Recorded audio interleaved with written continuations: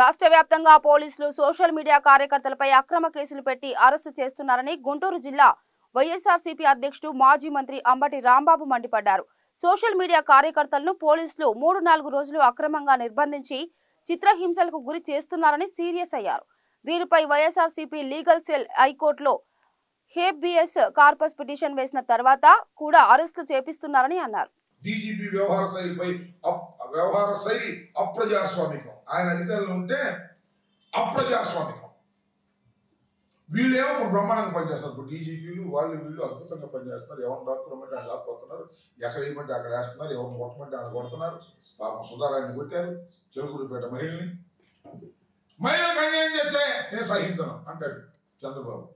దానికి తోడు పవన్ కళ్యాణ్ అంటారు ఒక మహిళనయ్యా అతి దారుణంగా పోలీస్ కస్టడీలో, ఇల్లీగల్ కస్టడీలో కొడితే దిక్కులేదే.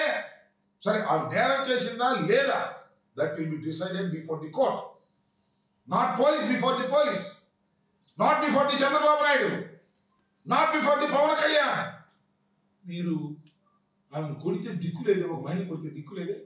నేను అడుగుతా ఉన్నా, అయ్యా చంద్రబాబు నాయుడు గారు, అయ్యా పవన్ కళ్యాణ్ గారు, ఏమంటున్నారు మీరు? పవన్ కళ్యాణ్ గారు కూతురునంటే మీరు ఊరుకుంటామా?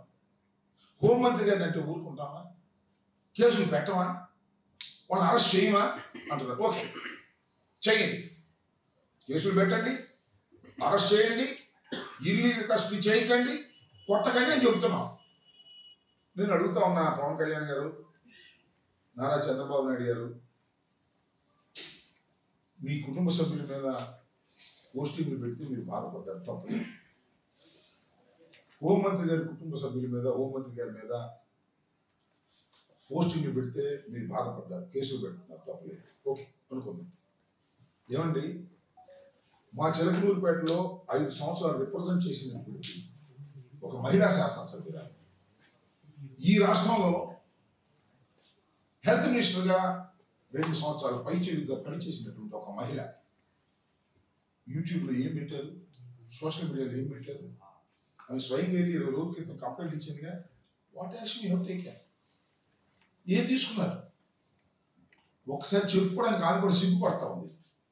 ఒకసారి చూస్తే యూట్యూబ్లో కానీ లేదా సోషల్ మీడియాలో కానీ చంద్రబాబు నాయుడు గారు ఖాళీ ఉంటే, ఖాళీగా లేరు అనుకుంటే ఉంటే ఒకసారి చూడండి యూట్యూబ్. పవన్ కళ్యాణ్ గారు ఒకసారి చూడండి మీరు సోషల్ మీడియా.